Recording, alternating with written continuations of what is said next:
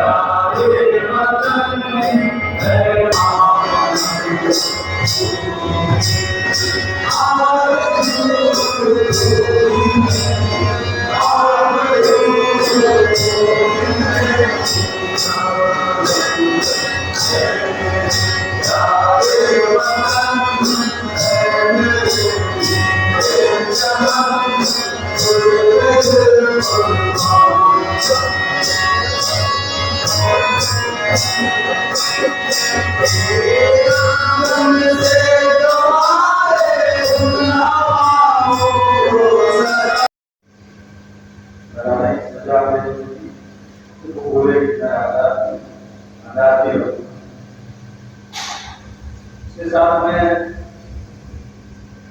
जैसा कि साहब ने बताया 1369 लोग इस जेल में आ जाते हैं। यहाँ बुलंद यहाँ पर मंदिर है, इसमें से जो लोगों को मैं जानता भोलेनाथ नगरी में ये संकल्प लेता हूँ कि आजादी के अमृत महोत्सव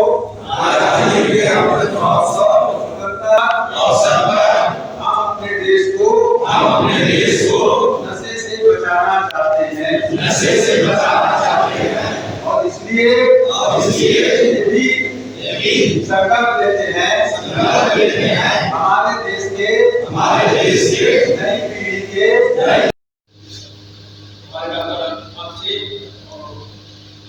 श्री अरविंद कुमार और देश के सहयोग से एड्स का एक सेंटर स्थापित हुआ है, जिसको 5 स्टार रेटिंग प्राप्त हुई है और सीबीसी मशीन से लेकर के एनालाइजर डाटा कलेक्शन से लेकर के दवा के वितरण तक और वितरण ही नहीं उसका मसाला से उत्पादित ऊपर का उपयोग और कारागार में पाई कर सकते हैं।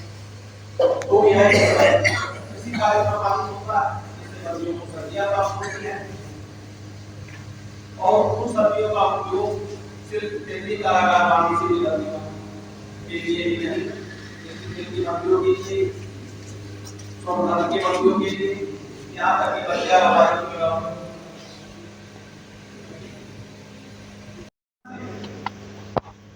सजाया तो वहां के लोगों के नामों का नामकरण किया।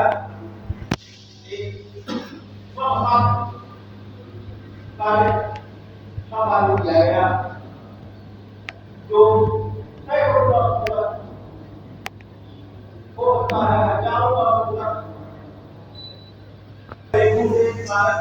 से निकाल करके मूव करके उस क्षरण की प्रक्रिया संरक्षित कर दिया गया और इस कारण तो होगा ही, लेकिन कदाचित हजारों वर्ष लगते हैं क्या एक इस कारागार की खोज नहीं होती। कारागार के हमारे अधिकारियों द्वारा विभिन्न उद्योग संचालित किए जाते हैं, जिसमें खाद्य उद्योग, नव उद्योग जिसमें सोफा, डबल बेड, दीवान आदि का कार्य संपादित होता है। महोदय लगभग 78% के आसानी हमारी गौशाला है, जिसमें प्रति करीब 370 लीटर के करीब दूध प्रति पैदा होता है। देश के मध्य भाइयों की हो जाने से दीर्घकाल तक संरक्षित किए डॉक्टर अभिषेक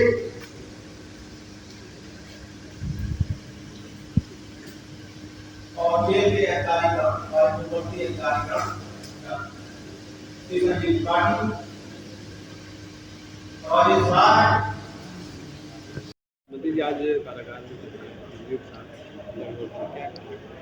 देखिए, आज़ादी का अमृत महोत्सव पूरे देश में मनाया जा रहा है। 75 साल आज़ादी के पूरे हुए हैं। आदरणीय प्रधानमंत्री नरेंद्र मोदी जी के ऐसे 75 साल आज़ादी के पूरे होने पर जो उन्होंने पूरे देश को एक फिर से आज़ादी का जश्न मनाने, लोगों के अंदर राष्ट्रभक्ति, देशभक्ति का उल्लास भरने का काम जो प्रधानमंत्री आदरणीय नरेंद्र मोदी जी ने किया है, उसी के एवज में मैं भी यहाँ पर आया हूँ सेंट्रल जेल वाराणसी में, जहाँ पर डीआईजी साहब हैं हमारे बीच में और जेलर साहब हैं, हमारे एसीएम साहब हैं, डॉक्टर्स की टीम है, सभी यहाँ के जो प्रशासनिक अधिकारी, कर्मचारी और जो यहाँ बंदी हैं। इसके अलावा हमारे महान आदरणीय अजीत मिश्रा जी। तो मैंने यहाँ देखा कि चंद्रशेखर आज़ाद जी को यहीं पर कोड़े मार करके सज़ा दी गई थी, जो उन्होंने कहा था कि मैं आज़ाद हूँ, आज़ाद ही रहूँगा। उसके बाद वो कभी अंग्रेज उन्हें पकड़ नहीं पाए और वो शहीद हुए। अंत में यहाँ पर 1369 लोग आज़ादी के आंदोलन में बंद रहे, जिनके बदौलत पर हमारा देश आज़ादी की आज 75वीं वर्षगांठ मना रहा है। क्योंकि अगर उन लोगों ने अपनी कुर्बानी नहीं दी होती तो हमारा देश आज़ाद नहीं होता। तो मैं सभी क्रांतिकारियों को जो इस जेल में बंद रहे हैं उन्हें नमन करता हूं। पूरे देश के क्रांतिकारी जो आज़ादी का आंदोलन लड़े उन लोगों को नमन करता हूं। साथ में यहाँ के से एक संदेश देना चाहता हूं कि सभी देशवासी माननीय प्रधानमंत्री नरेंद्र मोदी जी के आह्वान पर 13 अगस्त से लेकर के 17 अगस्त तक आज तिरंगा झंडा अपने अपने घरों पर, अपनी दुकानों पर, अपनी साइकिलों पर, मोटरसाइकिलों पर, वाहन पर सभी जगह लगाएं, उसे लहराएं, फहराएं और सभी के अंदर एक देश के प्रति राष्ट्र भक्ति पैदा करें।